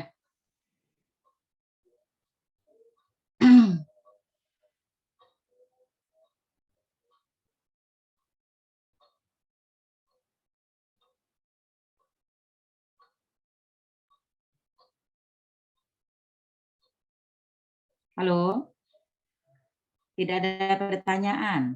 Nah. Ini belum. Begitu, ini Ibu ada masalah, Ibu ingin screenshot. Ibu ingin menyajikan bentuk ringkas saja ya. Kalau Anda tadi kan sangat panjang lebar, tapi ada problem Ibu, ada apa ini ya Allah? Kok separuh tertutup? Anda melihat enggak? Ada bagian laptop Ibu yang tertutup separuh enggak? Halo? Iya Bu. Iya kan? Itulah, ada apa ini gerangannya? Ibu ingin share screen sebenarnya, tidak kelihatan. Ya Allah. Dia ditutup juga dari tadi berputar-putar.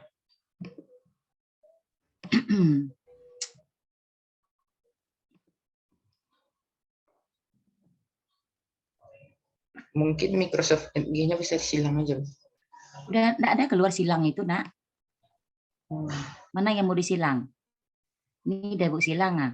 Tapi tetap dia loading. Nah, lihat kan apa tuh masalahnya?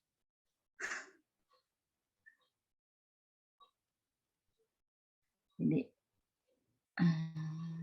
nggak ada keluar yang mau simbol apapun yang mau disilang kayak dia apa kayak ini yang keluar.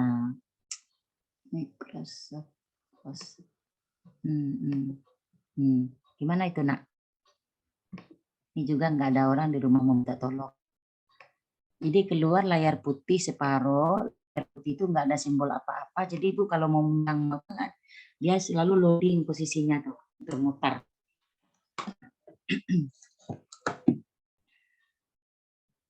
Jadi nggak kelihatan sedikit pun apa yang akan Ibu share itu. Mana ini poinnya akan di-share. Oh, coba tekan yang itu, Bu, yang sudut kiri, Bu. Yang sudut kiri ya? Iya, Bu. Mana nak? Mana yang sudut kirinya ini? Iya, Bu. Nggak ada reaksi. Tetap nggak bisa diapa-apakan dia. Apa itu ya? Ya Allah. Ini yang keluar ini ya. Apalagi yang mau Ibu tekan itu?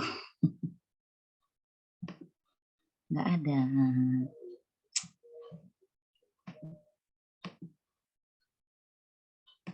Jadi intinya Ibu ingin menyampaikan bahwa ketika Anda, jadi diksi itu kan tadi sudah, Anda sebenarnya sudah menjelaskan tadi nak, diksi itu menyangkut 2 hal pokok, apa itu ketepatan pemilihan kata dan kesesuaian. apa syaratnya agar Anda bisa memilih kata dengan tepat? Itu ada beberapa syarat. Nanti Ibu share ya kepada Anda ya. Nah, yang pertama tadi sudah Anda jelaskan. Anda harus, jadi ketika Anda memilih diksi, hindarilah menggunakan kata-kata yang mengandung makna konotatif. Jadi Anda harus memilih kata-kata yang mengandung makna denotatif. Ya, apa itu makna denotatif? Makna yang sesungguhnya. Jadi artinya kalau Anda paham mana kata yang mengandung makna denotatif, mana yang mengandung makna konotatif, Anda akan memilih kata yang mengandung makna denotatif. Itu syarat yang pertama agar Anda bisa menggunakan kata dengan tepat. Yang kedua, Anda harus bisa menggunakan membedakan makna kata yang mirip, yang hampir mirip ya. Apa itu contohnya? Ada kata adalah, ada kata ialah, ada kata yaitu, ada kata merupakan, ada kata akbar, ada kata raya, ada kata agung. Itu kan sama-sama maknanya kan agung, akbar, raya, besar, itu kan mirip.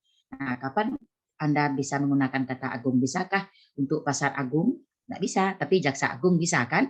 Ada kata raya, ada jaksa raya, enggak. Tapi ada tuh pasar raya, masjid raya ya. Jadi kata-kata yang mirip itu harus Anda gunakan secara tepat dalam konteks kalimat agar Anda bisa memilih diksi dengan tepat. Kemudian kata adalah, kata ialah. Itu kadang-kala kan kita agak kacau menggunakan itu karena dia mirip. Nah, kapan kita gunakan kata adalah? Kata adalah itu bisa kita gunakan untuk definisi, untuk konsep konseptual, kemudian untuk menyatakan kata yang maknanya serupa atau mirip dengan, itu bisa kita gunakan kata adalah. Jadi yang dimaksud dengan pengantar ilmu tubuh manusia adalah, atau yang dimaksud dengan ilmu biomedis adalah. Jadi untuk definisi-definisi itu digunakan kata adalah. Atau Pancasila adalah dasar negara kita. Kenapa? Karena Pancasila itu sama dengan dasar. Jadi mirip dengan, sama dengan, itu bisa kita gunakan kata adalah. Tapi kalau kata ialah, itu biasanya digunakan untuk menghubungkan bagian kalimat yang satu dengan kalimat yang lain dalam kalimat yang panjang. Contohnya apa? Yang harus dilakukan oleh seorang mahasiswa ialah belajar dengan rajin, mengerjakan PR, mematuhi tata tertib kehidupan kampus, dan lain-lain. Nah, jadi bukan adalah yang harus dilakukan oleh mahasiswa adalah, itu tidak tepat. Karena dia bukan merupakan definisi. Karena dia bukan merupakan konseptual. Karena dia bukan makna mirip. Karena dia bukan bermakna serupa. Jadi tidak bisa kita gunakan kata adalah di situ. Tapi kata ialah. Ketika Anda melihat kecelakaan lalu lintas di jalan raya, yang harus Anda lakukan ialah membawa korbannya segera ke puskesmas terdekat atau ke rumah sakit. Bukan kata adalah. Kenapa? Karena bukan definisi, karena bukan konseptual, karena bukan bermakna serupa, karena bukan bermakna mirip kan? Jadi yang tepatnya itu adalah ialah. Nah, jadi itu perbedaan. Jadi kalau Anda tidak paham konsep adalah dan ialah, tentu Anda akan menggunakan diksi yang salah kan? Jadi itu salah 3 syarat yang harus Anda ketahui agar Anda bisa menggunakan diksi dengan tepat. Nah, kemudian apa lagi? Tadi sudah Anda sebutkan juga ya, Anda harus bisa membedakan kata-kata idiomatis dengan benar. Tadi sudah dijelaskan oleh kelompok 3. Misalnya terdiri atas, sesuai dengan, ya, berdasarkan dari, diperoleh dari. Itu namanya ungkapan-ungkapan idiomatis yang harus Anda gunakan secara tepat dia ya. Termasuk juga tadi penggunaan kata hubung korelatif dengan benar. Jadi antara Anda pasangkan dengan dan ya, bukan dengan. Kemudian tidak hanya Anda pasangkan dengan tetapi. Tapi kalau Anda tidak paham, kan Anda salah gunakan kan? Kalau salah pasangnya berarti Anda tidak tepat. Jadi agar Anda bisa menggunakan diksi secara tepat, ada beberapa syarat tadi ya, yang langkah-langkahnya. Gunakan juga kata hubung yang lain dengan tepat. Kapan Anda menggunakan kata hubung antar kalimat? Kapan Anda menggunakan kata hubung intra kalimat? Kalau yang antar kalimat itu kan oleh karena itu, oleh sebab itu wajib ada tanda baca koma. Dengan demikian, akan tetapi, meskipun demikian, meskipun begitu, namun, jadi, koma ya, tetapi itu dia di awal kalimat karena dia menghubungkan antar kalimat. Tapi kalau kata hubung intra kalimat itu apa, Bu? Agar, walaupun ya, jika, maka, saat, ketika, jika, walaupun. Itu dia berada di tengah-tengah kalimat. Jadi selama ini mungkin ada yang keliru Anda, hingga, sedangkan, jika itu Anda posisikan di awal, kan itu artinya pilihan diksinya tidak tepat. Karena kata hubung itu berada antara klausa yang satu dengan klausa yang lain dalam kalimat majemuk ini sayang tidak bisa ditampilkan. Nah, itu ya. Jadi tadi apa? Baik maupun, tidak hanya tetapi antara dan, satu lagi. Lupa Ibu satu lagi ya, ada 4 itu. Antara berpasangan dengan dan, tidak hanya berpasangan dengan baik, berpasangan dengan maupun. Apa satu lagi yang sudah Ibu sebutkan tadi, Ibu lupa ya. Itu ya kira-kira. Akan tetapi melainkan. Bukan hanya melainkan, Nak. Bukan bukan. hanya pasalnya melainkan. Tidak hanya tetapi. Nah, antara dan. Ini orang tua ini memang lupa, padahal setiap hari itu diajarkan lupa dia. Ini dalam PPT Ibu itu ada semua. Nah, kemudian apa lagi yang harus Anda ketahui? Anda harus membedakan kata-kata umum dengan kata-kata khusus. Jadi ya sudah Anda jelaskan juga di kelompok 4 dengan jelas. Jadi ketika Anda dalam ragam tulis nanti jangan gunakan kata-kata yang umum yang membuat tanda tanya, ya gunakan kata khusus. Jadi kata yang umum itu disebut apa, Nak? Hipernim. Misalnya mobil, ada kata bunga, ada kata hewan, ada kata ternak, itu kan sangat general kan? Itu nanti Anda spesifikkan, misalnya mereka pergi ke Surabaya dengan HRV misalnya. Jangan dengan mobil. Mobil itu kan bisa mobil umum, bisa mobil apa, itu kan sangat general. Itu gunakan kata-kata yang spesifik. Tadi sudah dijelaskan oleh kelompok 3. Nah, kata-kata yang umum itu disebut istilahnya apa? Hipernim. Misalnya bunga, kan itu hipernim. Yang khususnya apa? Mawar, anggrek, melati. Nah, itu disebut hipernim ya. Jadi kalau Anda memilih kosakata, usahakan memilih kosakata yang khusus. Orang tidak bertanya-tanya lagi, mobil apa dia pergi, ya penasaran. Tapi kalau Anda sudah spesifikkan dengan ARV, dengan brio, atau memberikan sekuntum bunga apa kira-kira ya. Anda sebutkan mawar kah, anggrek kah, melati kah, atau apakah. Itu artinya itu Anda sudah menggunakan diksi yang tepat. Karena Anda tidak menggunakan yang bentuk umum tapi bentuk khusus ya. Bentuk umum itu disebut apa, Nak? Hipernim. Bentuk khususnya disebut hiponim. Nah, itu kira-kira seputar tentang ketepatan pemilihan diksi, syarat-syaratnya. Nah, kemudian agar Anda bisa memilih diksi yang sesuai dengan konteks dan situasi, apa yang syarat yang harus Anda ketahui? Pertama, Anda harus menguasai dan menggunakan kata-kata yang baku. Apa itu kata baku? Nah, Anda sudah menggunakan sebenarnya, Bu. Ada kata praktik, ada kata risiko, ya, ada kata definisi yang bakunya, ada sistem, ada mengatakan bukan membilang, ya, memberi bukan mengasih. Nah, itu termasuk kata-kata baku. Jadi jangan dalam ragam tulis jangan Anda gunakan dia mengasih saya, ya. Nah, dia membilang kepada saya. Itu kata-kata broken. Jadi itu hindari dalam ragam bahasa tulis agar diksi Anda berpelihara dengan tepat. Nah, kemudian apalagi dalam ragam tulis ini kan diharapkan kan dalam ragam tulis yang ilmiah ini Anda menggunakan diksi-diksi yang tepat. Hindari menggunakan kata-kata yang bermakna yang mengandung nilai-nilai yang kasar. Tadi Ibu katakan kata mati, kata WTS, kata WC, kata diberhentikan, kata di. Nah, makanya yang halus itu apa? Dinonaktifkan, kan itu kan diamankan gitu ya. Nah, kalau dalam diksi yang tepat. Kemudian di kamar apa namanya di kamar belakang, bukan di WC. Perempuan itu adalah seorang pramonikmat, jangan dikatakan lonte, nah itu kan lebih kasar, walaupun memang iya itu ya, tapi hindari penggunaan kata-kata itu dalam agar Anda memilih kata yang sesuai ya. Terus apa lagi ya, itu yang penting tadi menggunakan kata-kata yang bermakna halus, hindari penggunaan ragam tutur lisan dalam ragam bahasa tulis. Apa itu tadi? Misalnya saya sudah baca buku itu, saya sudah tulis, saya sudah beli, enggak boleh, nah. Jadi diksi yang tepat itu apa? Membaca, membeli, menulis. Karena itu semuanya adalah realitas tutur lisan yang tidak bisa kita adop dalam ragam bahasa tulis. Kalau itu Anda gunakan berarti diksi Anda tidak sesuai ya. Jadi supaya sesuai dia, Anda gunakanlah sesuai dengan ragam-ragam tulis. Jadi apa Bu? Biasanya dihadirkan imbuhan dalam kata itu ya. Mereka sudah membaca buku itu atau kami sudah membeli kamus biomedis itu di toko buku Sari Anggrek. Jangan kami sudah beli, itu tidak tepat. Diksi itu kira-kira yang bisa Ibu tambahkan. Nah, tadi terkait dengan relasi makna, itu dalam diksi itu sangat banyak relasi makna itu ya. Kadang-kadang relasi dia berhubungan dari segi tulisan tapi maknanya berbeda. Dia berhubungnya tapi maknanya berbeda. Dia berhubungan maknanya berbeda.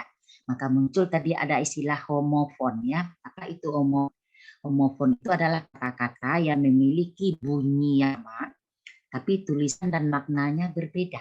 Bunyi sama. Makna dan tulisannya sudah diberikan contoh. Ada kata bank misalnya ya. Bank ada sapaan untuk saudara laki-laki, ada yang berurusan dengan transaksi keuangan kan bunyinya. Tapi tulisannya beda. Satu pakai K, yang satu pakai G. Maknanya berbeda. Itu kata-kata yang berhomofon. Jadi bunyinya sama, tulisannya berbeda. Nah, ada juga kata-kata yang memiliki tulisannya sama, maknanya dan bunyinya maknanya berbeda. Disebut homofon. Jadi graf itu kan grafem. Tulisannya sama tapi maknanya berbeda. Apa itu? Misalnya ada kata apel, ada kata teras. Jadi sudah sebenarnya ada kata buku, ada kata bulan. Kan sama itu tulisannya, tapi maknanya berbeda. Misalnya ada kata apel yang bisa bermakna, ada kata apel yang artinya ada yang menyatakan bagian depan dari beranda rumah, teras menyatakan pejabat tinggi. Misalnya orang tua Haikal seorang pejabat teras di kantor gubernur. Apa itu artinya? Seorang pejabat tinggi kan? Atau kalau Haikal membeli apel di pasar raya misalnya kan, jadi apel juga kan tulisannya sama, tapi maknanya berbeda. Itu namanya homograf. Nah, ada lagi homonim. Homo itu kan artinya satu, nim itu nama kan, namanya sama, maknanya berbeda. Seperti bisa berarti sanggup, bisa berarti racun. Jadi relasinya itu banyak. Ada relasi bunyi, ada relasi tulisan, ada relasi nama. Nah, tapi ada perbedaannya. Itu harus hati-hati kita dalam diksi ya. Makanya tadi ada istilah hipernim. Apa itu? Kata-kata yang bermakna ini namanya sama tapi maknanya berbeda. Tadi sudah ada contoh dalam PPT kelompok 4. Kemudian ada lagi homograf, tulisannya sama, maknanya berbeda. Seperti apa tadi? Teras, apel, buku ya. Buku bisa berarti ruas dari tebu atau ruas dari bambu. Buku berarti ada beberapa kumpulan dari bacaan atau kertas yang bisa kita tulis, bisa kita bacakan. Ada kata lagi ruang. Ruang yang berarti ruas, ruang yang berarti betul-betul adalah suatu tempat yang berukuran sekian meter, bisa dihuni atau bisa tempat tidur, bisa untuk ruang tamu dan segala macam. Kan Anda temukan kan? Ruang, ada ruang, ruas. Berapa ruang durian itu kan? Ada 5 ruang misalnya. Atau ruas. Tapi berapa buah ruangan di rumah dia kan ruang juga kan? Nah, itu hati-hati. Jadi hati-hati Anda memilih diksi itu supaya tidak terjadi kesalahan makna dalam suatu konteks kalimat. Ibu pikir itu ya, karena waktu kita sudah selesai berakhir. Saya kembalikan kepada kelompok 3, silakan. Kelompok 4, maaf, kita tutup. Daftar hadirnya sudah di-enroll, Nak? Halo, daftar hadirnya sudah di-enroll kah? Sudah, Bu. Sudah. Baik, silakan ditutup. Baiklah, izin mengambil alih, Bu. Iya. Mungkin sekian dari penjelasan dari kelompok 3. Apabila ada kesalahan, kami mohon maaf. Wabillahi taufiq wal hidayah. Wassalamualaikum warahmatullahi wabarakatuh. Waalaikumsalam warahmatullahi wabarakatuh. Kita berikan apresiasi yang tinggi kepada kelompok 4 karena sudah menyajikan materi dengan sangat lengkap dan sempurna ya. Tinggal Anda lagi yang kelompok yang lain tolong dibaca itu, dipahami dengan baik. Yang penting kunci keywordnya tadi ya, bahwa diksi itu menyangkut dua hal ya nak ya, ketepatan dan kesesuaian. Nah, apa syaratnya agar Anda bisa memilih kata dengan tepat? Apa pula syaratnya agar Anda memilih kata dengan yang supaya sesuai? Itu saja kuncinya. Baik, sekali lagi apresiasi untuk kelompok 4 ya, terima kasih. Kalau Anda sungguh-sungguh dan serius ya, itu bisa dilakukan semua. Itu terbukti sekarang kelompok 4 sudah meramu materi dengan sangat baik dan lengkap. Baik, itu saja yang bisa kita diskusikan pada pagi hari ini. Mudah-mudahan materi kita pagi hari ini bisa menambah wawasan kita bersama, terutama tentu Anda-Anda ya, dan khususnya lagi kelompok 4 yang sudah menyaringkan tentu lebih merekod apa yang disajikan pada hari ini. Nah, yang penting bagi saya seluruh PPT Anda itu nanti dikolaborasikan, itu adalah acuan nanti untuk mereview, untuk mengulang-ulang materi-materi yang kita diskusikan setiap minggunya.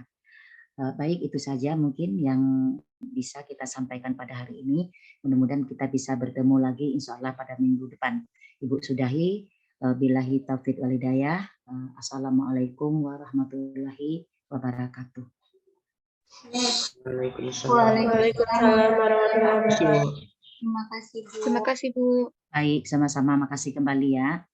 Oh, nanti notulen rapatnya jangan lupa ya nak ya, setiap tatap muka kita dibuat notulen kuliah bukan notulen rapat. Jadi artinya apa? Kelompok berapa yang tampil, siapa yang tampil, siapa yang menanggapi, ini tidak yang menanggapi ya. Kemudian siapa saja yang hadir. Ini ada yang bergabung 29. Mengapa 29 cuman ini Widya? Yang lainnya pada kemana nih Wid? Apa terlempar atau bagaimana Wid? Widya, teman-temannya? Anda ada 30-an kali Bu, tidak salah. Ya mungkin terlempar ya, tidak apa-apa. Yang penting nanti ada laporan daftar hadir setiap minggu ke tangan Ibu. Baik, Ibu Widya. Ya, silakan. Mungkin ada yang berdua dan kelempar. Gitu ya. Tapi tadi pagi Ibu lupa juga ngecek. Tadi pagi lebih ya 30? Lebih Bu. Lebih. Ya mungkin ada yang terlempar. Kadang-kadang sinyal kita, Ibu 2 hari yang lalu sinyal Ibu tuh betul-betul anjlok. Tidak sedikit pun bisa tampil. Akhirnya kuliahnya pakai HP dan pergi minggir ke agak jauh-jauh. Memang akhir-akhir ini sinyal dari Telkomsel agak bermasalah. Baik ya Ibu Livia, terima kasih.